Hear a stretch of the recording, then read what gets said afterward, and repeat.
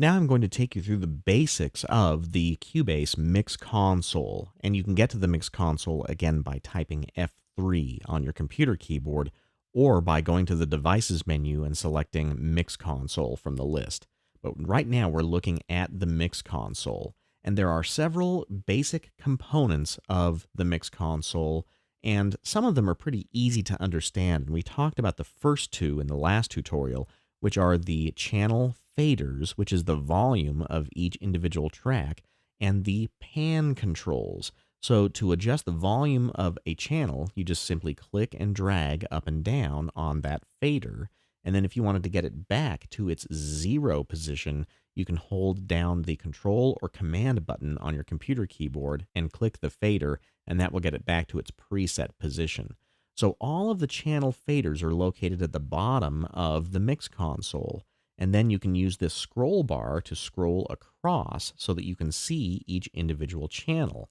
Now over on the left-hand side of the Mix Console, you may see these red color-coded faders. These are the input channels from your audio hardware or your audio interface.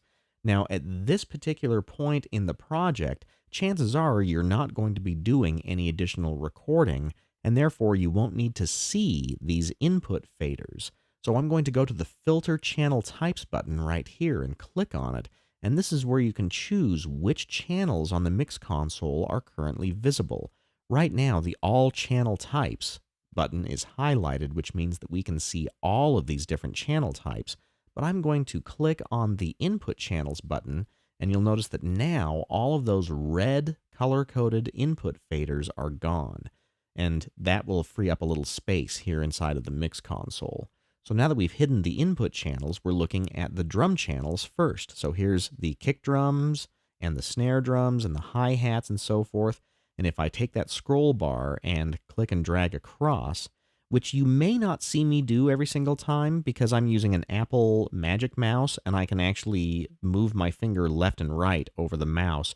And so if I ever do that without using the scroll bar at the bottom, I'll let you know.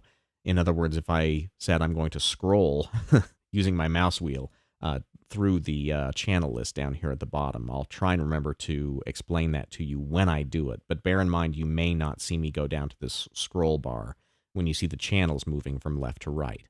Now also, every single channel has a mute and a solo button. So if you wanted to listen to just one individual channel, you would hit the solo button, and then you'll notice that on all of the other tracks, the mute button turns on. So right now, you'd be listening to just this individual track. Or conversely, if you wanted to not hear a channel, but hear all of the other channels, then you could mute individual tracks as well. So those are the mute and solo buttons. The pan control is pretty easy. You just simply click and drag it from left to right, and that moves it from the center position, or C position, which is mono. In other words, the signal coming out of that particular track is being delivered to each studio monitor equally, and therefore it's being distributed to the listener's ears equally, both in the left and right ear. So if you were to move the pan control further to the left, then you would be redirecting the spatial content of that track to the left speaker and the left ear, and anywhere in between. Same thing with the right channel. The further you push the pan control to the right, you'd hear more of that signal coming out of your right monitor and sending it therefore to the listener's right ear.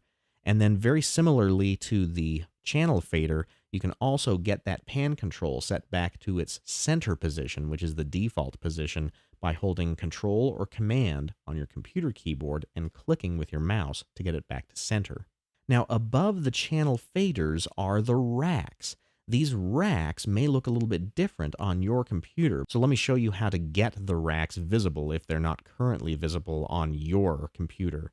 If you come over to the Select Racks button and click on it, you can see that there's all sorts of different racks that you can be looking at.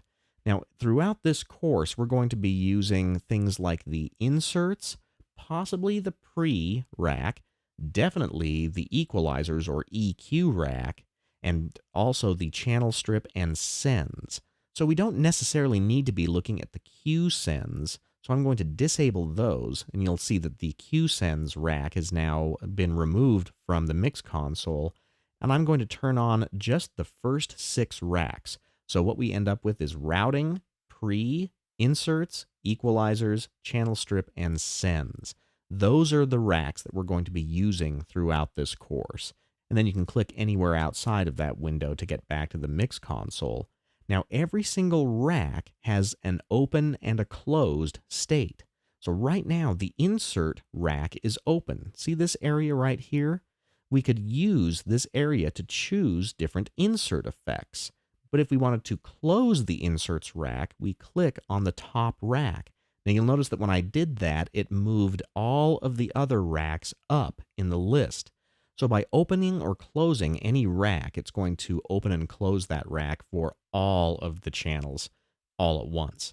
So for example, if we clicked on the routing rack, now we're looking at the routing of all of the channels. If I click on it again, it closes. If I go to the pre-rack, now I can see the pre-controls.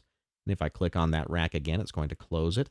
Here's the insert rack, EQ rack, strip, and also the sends. Now, a little later on, I'm going to be showing you how to use all of the controls inside of all of those racks.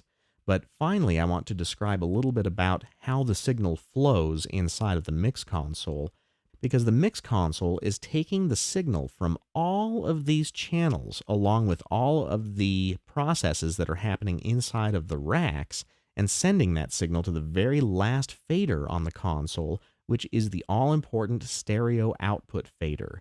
This is the overall volume of the mix that you're going to be creating inside of your Cubase project. So this is going to set the volume of the project when it gets sent to an audio CD or an MP3, and therefore also to the listener. So this fader is very, very important. All of the signal from all of those tracks and channels ends up at this stereo output fader. And if for some reason you can't see your stereo output fader, let me show you how you can get it back. If you come back under the Channel Types button and click on it, you might actually have the output channels disabled. And if you do, then you won't see your stereo output channel.